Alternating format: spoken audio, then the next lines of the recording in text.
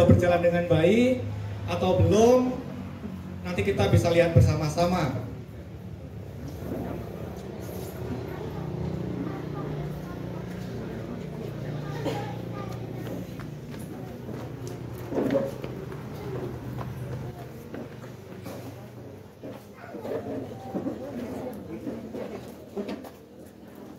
Mohon izin, ini lanjutannya. Jadi sekaligus membawa mic. Jadi kalau udah bawa mic ini lupa biasanya. Ini nyanyi mintanya satu lagu, nambah jadi satu album. Biasa itu. Nah ini mohon maaf, minta izin lagi. Sebenarnya saya hanya menyampaikan yang tadi undangan dari Dewan Pastoral, tapi rupanya dari Pak Dianto mengatakan lanjut untuk yang aku. Program Ayo Kuliah ini program dari Keuskupan, sudah pernah disampaikan, kita hanya melihat saja perjalanan, apakah kita sudah baik atau masih sangat belum sesuai angan-angan dari pihak Keuskupan, dan bagaimana perjalanan kita selama 4 tahun ini. Jadi gerakan Ayo Kuliah ini adalah kegiatan dari Keuskupan, dan kalau nanti ada videonya bisa dicek lagi. Sebenarnya bisa juga, tetapi Bapak Ibu bisa lihat di YouTube video tentang Ayo Kuliah dari Bapak Uskup, bagaimana konsepnya, itu sekitar 20 menit ada dari Bapak Uskup. Nah, pada tahun 2019 konsepnya adalah persembahan anak sulung, tema waktu itu persembahan anak sulung dan buah bungaran dan gerakan Ayo Kuliah. Konsepnya adalah ucapan syukur dari kita sebagai keluarga. Kita mempersembahkan yang terbaik untuk gereja. Bukan harus dari kelebihan, tapi juga dari kekurangan kita. Tapi juga ada gerakan solidaritas. Di paroki kita ada 2. Yang pertama digagas adalah gerakan Santo Yusuf yang sudah juga berjalan dari gerakan 1000-an. Ada yang katakan geser gerakan 1000-an per minggu. Kalau kita 1 bulan ada 4 minggu, berarti 4000-an. Makanya kita pakai anggaran perkiraan minimal 5000 per bulan untuk gerakan Santo Yusuf. Santo Yusuf ini nanti akan dijelaskan lagi dengan Pak Eko atau Pak Manalu atau juga Pak Dianto. Itu kita sudah berjalan. Maksudnya adalah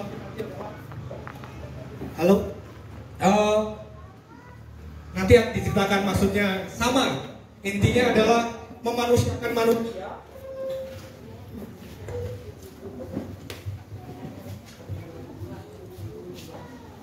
Maksud dari Romo Bovan waktu itu adalah ketika ada yang meninggal, ada kesamaan dalam satu paroki memberikan penghormatan terhadap yang meninggal, baik orang yang punya ataupun orang yang tidak punya. Stasi yang di ujung ataupun juga yang di kota, standarnya minimal sama. Dan ini sudah berjalan. Yang untuk Santo Yusuf, kegiatan Ayo Kuliah juga sama. Kegiatan ini sebenarnya diadopsi dari kegiatan Ayo Kuliah yang ada di Jakarta, dari Keuskupan Agung Jakarta. Di sana berjalan dengan baik, kemudian diambillah ide itu ke Lampung. Dan kita baru mensponsori 1 orang. 1 semester sekitar 4,5 juta. Nanti mungkin ada laporannya dari Pak Eko. Tapi juga nanti akan melihat bagaimana perjalanan dari paroki-paroki lain. Bisa juga nanti untuk melihat gambarannya. Oke, lanjut Pak De. Di dalam doa Ardas tahun 2019 itu intinya adalah gerakan Ayo Kuliah sebagai rangkaian untuk mewujudkan cita-cita Perpas Gelar yang ketiga, sakramen keselamatan bagi semua orang. Intinya ke sana. Lanjut Pak D. Lanjut. Awalnya dari mana? Pola pikir Bapak Uskup ini saya ambilkan dari anggaran dasar, anggaran rumah tangga atau pedoman dari buku Ayo Kuliah. Nanti dari ketua stasi saya berikan satu-satu pedomannya. Yang masih lama saya bawakan juga. keprihatinan bahwa banyak anak dari keluarga Katolik yang setelah menamatkan sekolah dasar dan sekolah menengah tidak dapat melanjutkan ke perguruan tinggi. Banyak keluarga bukan hanya tidak bisa mengirim anak mereka ke perguruan tinggi, tetapi bahkan tidak rela anak-anaknya itu kuliah. Dan belum memandang perlu pendidikan tinggi bagi anak-anak. Pendidikan tinggi masih dirasakan sebagai beban hidup yang hanya membuang-buang uang dan membuang kesempatan untuk segera mencari rezeki, mencari pekerjaan, membantu keluarga, atau bahkan untuk berkeluarga. Akibatnya, anak-anak Katolik hanya memperoleh pekerjaan sebagai buruh rendahan atau dengan upah yang murah. Dalam tingkat sosial kemasyarakatan, orang-orang Katolik juga tidak bisa berperan sebagai penentu kebijakan karena pendidikannya yang rendah, tidak memungkinkan ikut bersaing menempati posisi-posisi strategis. Inilah dasar pemikiran dari Bapak Uskup kegiatan Ayo Kuliah. Lanjut Pak De. Memanglah pendidikan tinggi tidak dengan sendirinya akan menjadikan seseorang sukses dalam kehidupan material. Namun kemungkinan yang bisa dicapai melalui pendidikan janganlah ditutup, sehingga kemungkinan masa depan yang lebih baik itu dapat menjadi lebih terbuka. Karena perubahan mindset, yang paling utama adalah perubahan mindsetnya. Soal rezeki, kuliah berhasil atau tidak berhasil, kembali lagi dari usaha anak tersebut, orang tersebut, dan juga dari kehendak Tuhan. Tapi paling tidak secara presentasi, jumlah orang yang kuliah yang lebih berhasil lebih tinggi dibandingkan yang hanya lulus SMP atau SMA. Yang ini dari Romo Jati. Jadi saya kumpulkan dari 3 narasumber, Bapak Uskup, Romo Jati, dan juga dari Romo Samira. Dari Romo Jati, sebagai orang beriman Katolik, semakin tinggi kemampuan akal budi harusnya semakin menjadi manusia beriman. Kembali kita paling tidak harus kembali lagi ke sumber kita lagi. Disadari atau tidak, kelemahan kaum muda Katolik adalah minimnya kaderisasi. Cendekia muda Katolik juga memiliki kecenderungan mengejar kesuksesan duniawi dan sedikit yang terlibat dalam kehidupan menggereja. Bagaimana selama ini pembinaan bagi para mahasiswa Lampung? Nah, ini dari Romo Jati. Romo Jati adalah romo pendamping anak-anak muda, pendamping mahasiswa, termasuk juga pendamping rohani untuk Ayo Kuliah, gerakan Ayo Kuliah. Maksudnya adalah di sini yang mendapatkan Ayo Kuliah adalah orang yang dari keluarga yang tidak mampu, utamanya itu bukan karena dia pintar, tapi juga ada syarat bahwa anak tersebut mau dibina. Misalnya, kalau dia disponsori oleh sebagai anak santun aku, dia kuliah, paling tidak juga melaporkan hasilnya, bukan karena pintarnya. Tapi paling tidak ikut terus kuliah. Kalau kuliah karena nggak ikut kuliah karena malas, itu bisa dihentikan. Tapi kalau misalnya hasilnya ada, tapi kuliah terus hasilnya tidak terlalu pintar, IPK-nya itu tidak apa-apa. Yang penting dia akan selesai juga. Tapi kunci pertama adalah sebagai berangkat dari keluarga tidak mampu. Oke, kita lanjutkan. Gerakan aku ini ada dasarnya dari Biblis atau dari kitab suci, yaitu semangat berbagi 5 roti dan 2 ikan. Bukan dari kelebihan tapi dari kekurangan kita. Sama, kita mau bergerak berbagi 1.000 per minggu atau 1 bulan 5.000 seperti Santo Yusuf juga tidak apa-apa. Paling tidak ada yang harapannya adalah setiap bulan itu bisa memberikan. Tetapi kalau panen, berdasarkan panen juga tidak apa-apa. Yang paling tidak ada sumbangsihnya. Kalau misalnya ada yang mengajukan anak santun, kemudian nanti Pak Eko atau timnya itu dari ketua KBG, ketua stasi, yang tim aku seperti Pak Anto yang ada di paroki, dan Romo yang akan menentukan, akan melihat dari KBG mana. Kemudian dilihat KBG ini ikut berpartisipasi atau tidak. Nanti juga KBG-nya akan melihat ini orang keluarga ini ikut berpartisipasi atau tidak. paling tidak kalau dia ikut berpartisipasi, nah berarti ini juga menjadi hal baik. Akan lihat ke sana juga, ketika keluarga ini tidak ikut, KBG ini tidak ikut dalam berpartisipasi, stasinya tidak ikut, kemudian mengajukan, secara etika tentu menjadi pertimbangan dari pihak aku, tim aku, kira-kira begitu. Selanjutnya,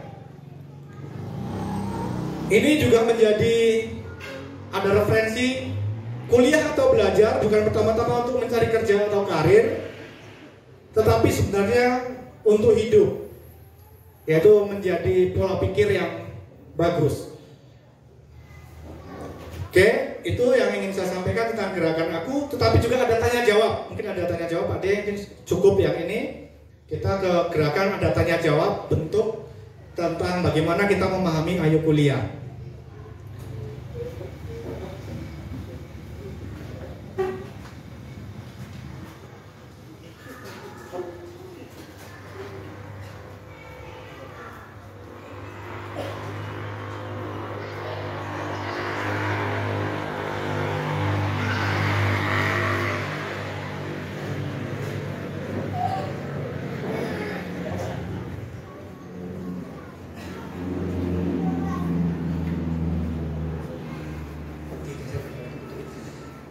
Ini mohon maaf, masih latihan juga kalau pakai komputer ini kadang-kadang Pentium 1 agak lambat gitu.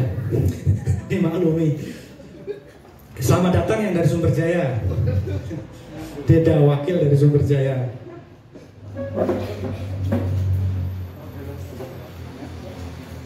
Sekaligus Mas Aris, ini ada undangannya untuk saya sampaikan dulu.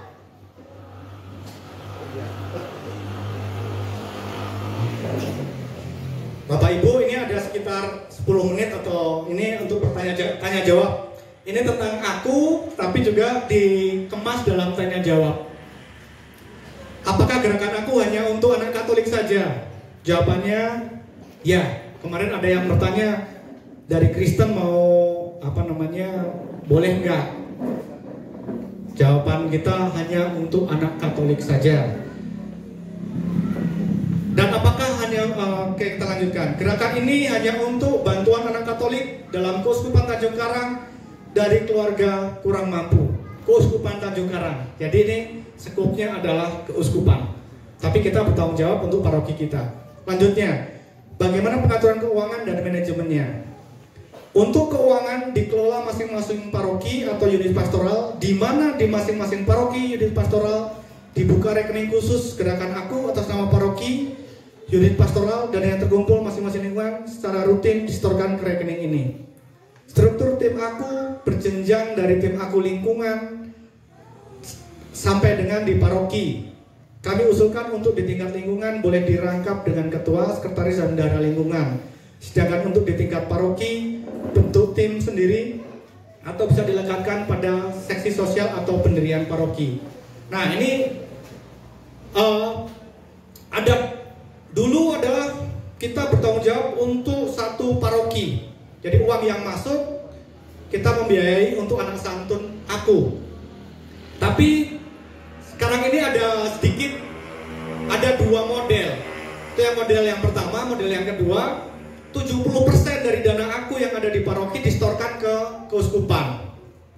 Nanti kita baru meminta anak-anak kita, misalnya ada 2 atau 3, jika ada ataupun jika kekurangan baru minta ke keuskupan. Tapi kita masih menggunakan model yang pertama karena kita masih otonomi lah daerah.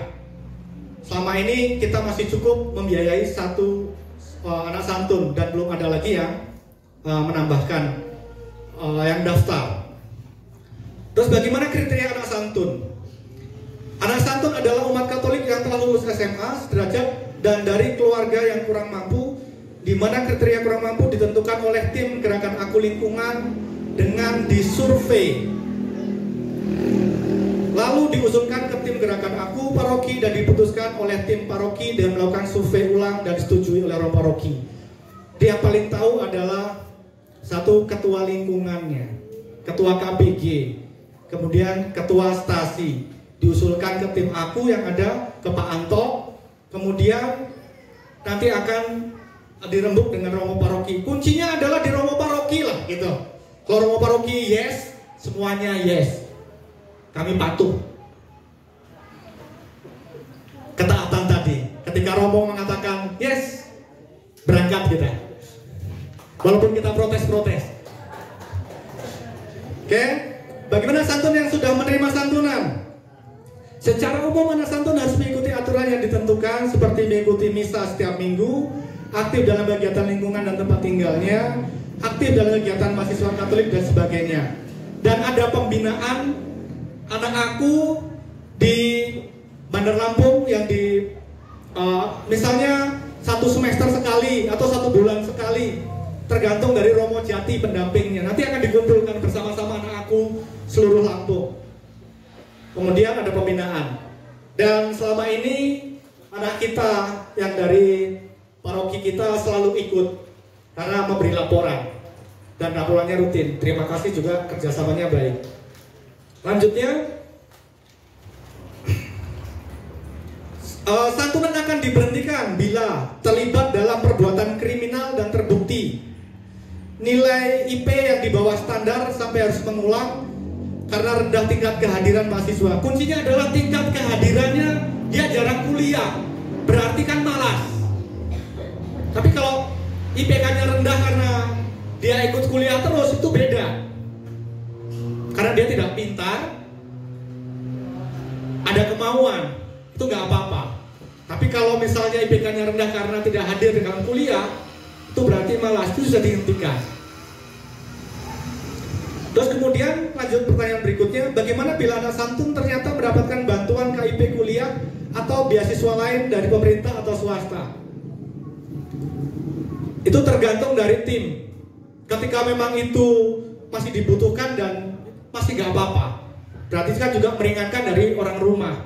Karena dari pihak santun paroki itu hanya biaya kuliah, biaya kuliahnya atau yang berhubungan dengan kuliahnya.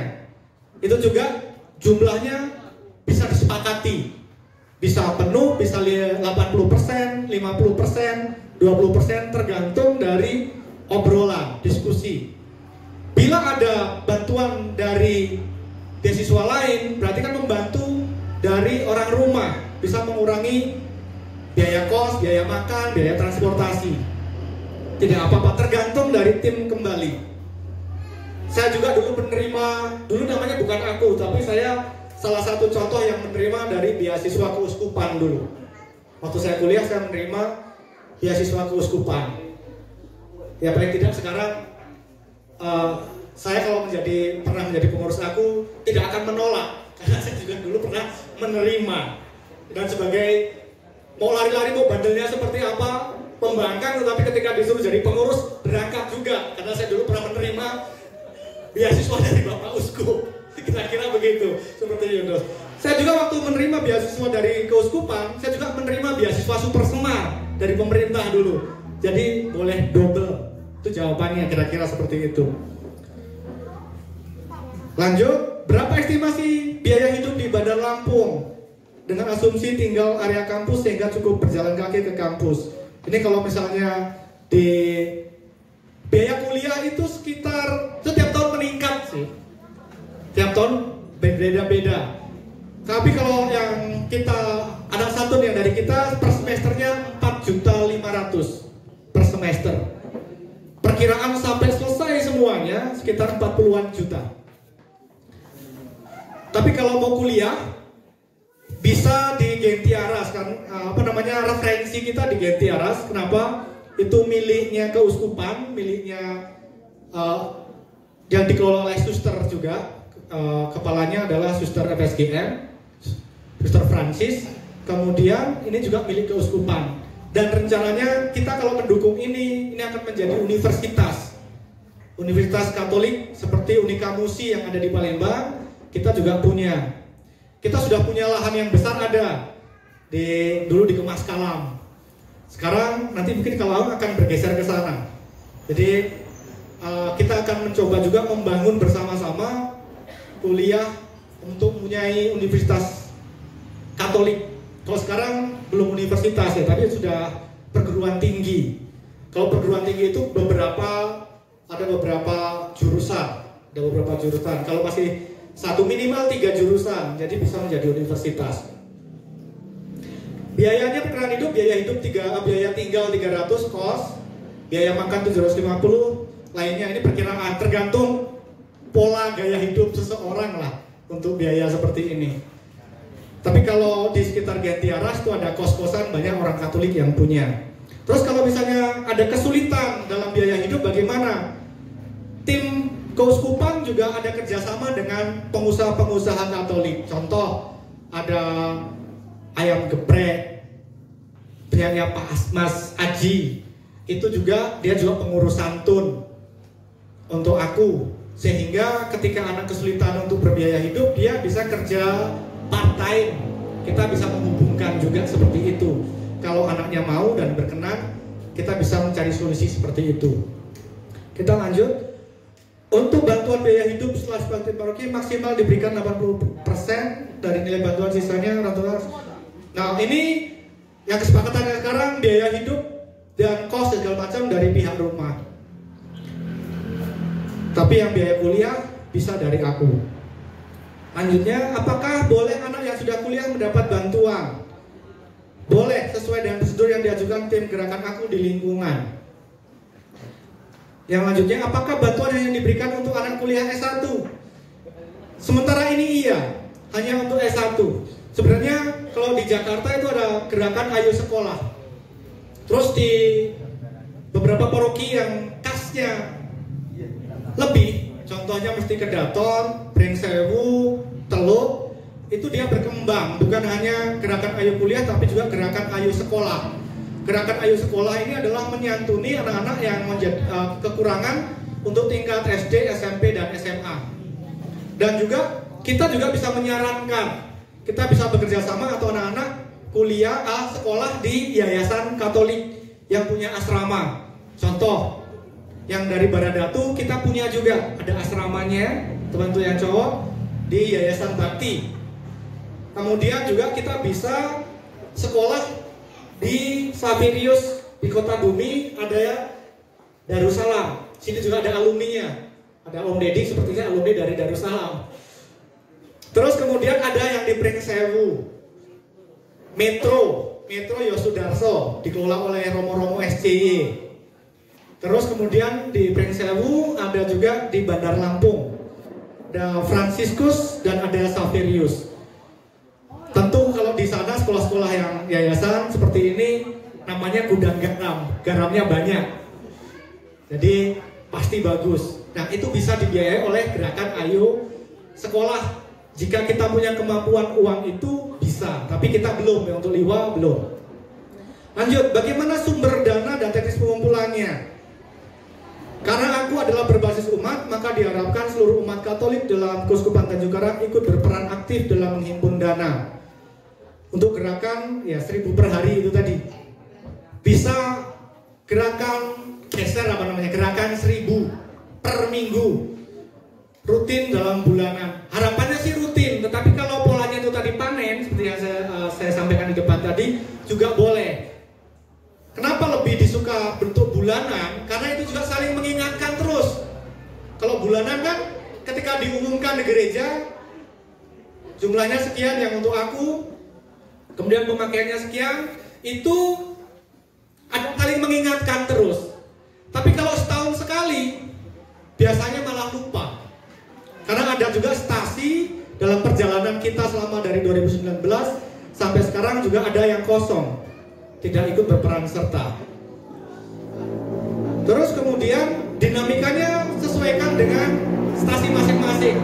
Bisa lewat KBG bisa juga ada seseorang yang mengumpulkan pada saat pulang dari gereja. Tetap dari KBG juga bisa store. Kalau tempat kami yang di stasi pusat ada Pak Eko.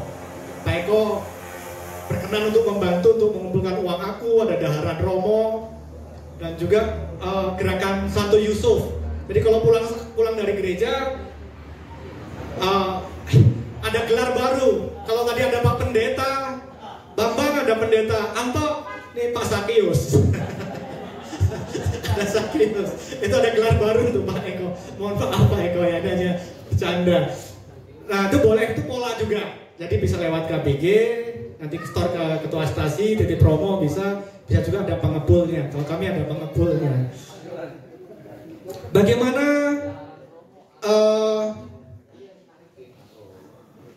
apakah beasiswa untuk ada anak yang berprestasi? Gerakan aku tidak berikan beasiswa untuk anak berprestasi, tapi dalam mendapatkan beasiswa anak yang berprestasi kita mengumpulkan informasi beasiswa tersebut dan diinformasikan. Jadi di grup aku Ayo Kuliah itu juga ketika ada beasiswa-beasiswa dari yang lain biasanya di-sharekan. Tetapi gerakan aku utamanya adalah bukan anak prestasi, tetapi dari anak Katolik yang tidak mampu dan mau dibina. Intinya itu. Apakah kuliahnya dibatasi di Lampung? Sarannya, memang kita akan membesarkan perguruan tinggi Gentiaras. Saran. Tetapi ketika anaknya kuliah yang di Unila, ada yang di UIN nggak ya? Enggak ya. Bila ada juga tidak apa-apa. Kemudian di ITERA atau di universitas lain yang di Lampung ataupun yang di luar Lampung seperti Sanata Dharma. Kalau yang waktu pertama dulu adalah seperti Malang. Karena dulu ada untuk guru agama. Seperti yang di IP Malang itu bisa, di Jogja pun bisa.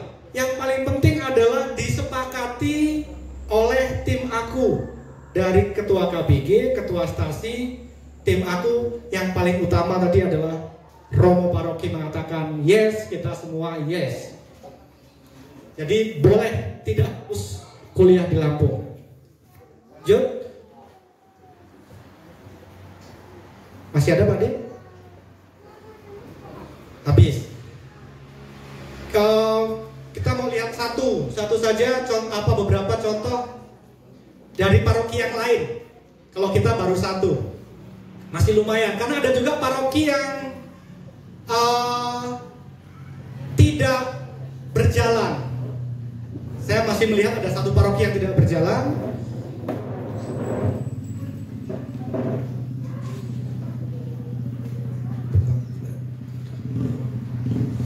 Ini contoh dari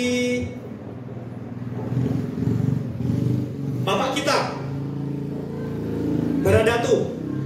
Contoh dari Baradatu. Ini Bapak kita, karena kita anaknya Baradatu.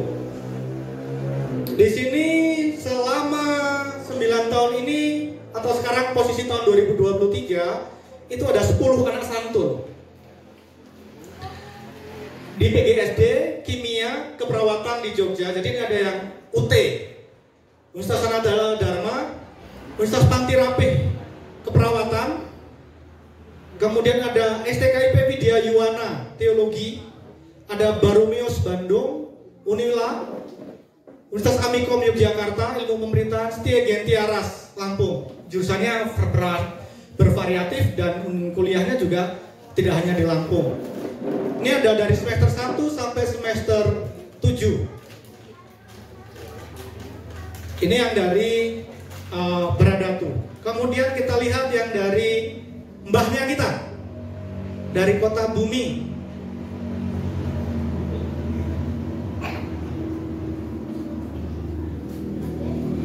Ini ada 3.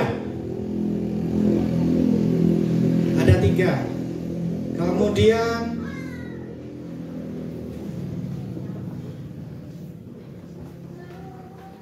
ini contoh yang lain.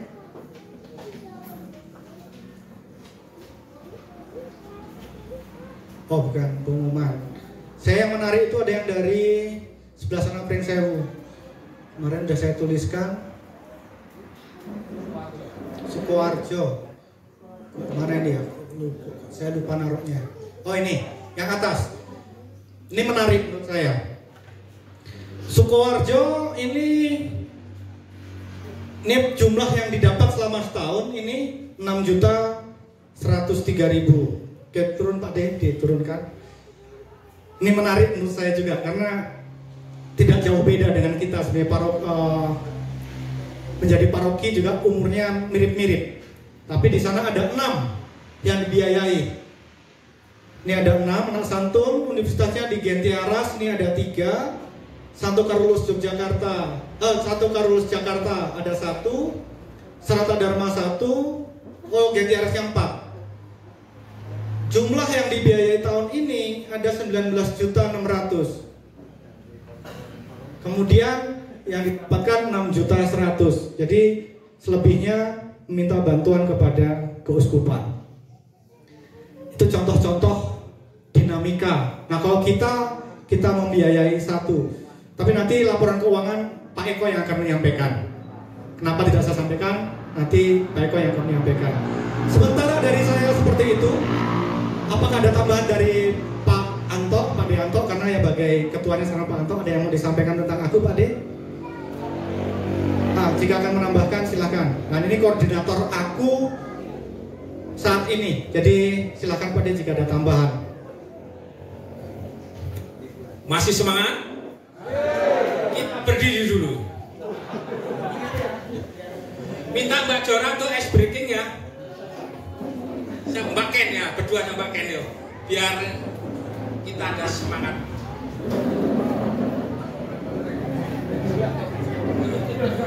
Ayo berdua biar gak ngantuk.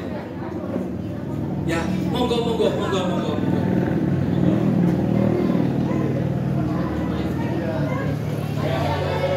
Biar semangat. Oh, belum siap dari OMK. Sekarang ini mbahnya OMK. Masih semangat. Kita kembali ke masa lalu ya. Ada yang masih ingat lagu Potong Bebek Angsa Masa Ikuan? Masih ada yang ingat? Bapak-bapak. Kita bagi dulu 4 kelompok ya. Kelompok kuek ya, dari kursi ini ke belakang. Kelompok dari kursi ini ke belakang. Walk. Ngikut. Ini kuek, walk, quick. Walk. Oh, terakhir quick aja. Ini walk dulu ya. Masih ingat? Tadi apa? Kuek, walk, quick. Ini kuat dulu Pak, baru quick. Kuat ya Pak? Aku lali Pak, wis tuwek. Nah, kita nyanyi dulu Potong Bebek Angsa sekali dulu ya. 1, 2, 3. Potong bebek angsa masa dikuali. Nona minta dansa 4 kali. Serang ke kiri, serang ke kanan. Tralalalalalalala. Tapi ini liriknya diganti. Terus dibagi. Dipotong bebek angsa jadi apa tadi, kuek ya? Kuek. Masa dikuali. Pok. Tapi gantian ya. Mulai dari kuek. 1, 2, 3.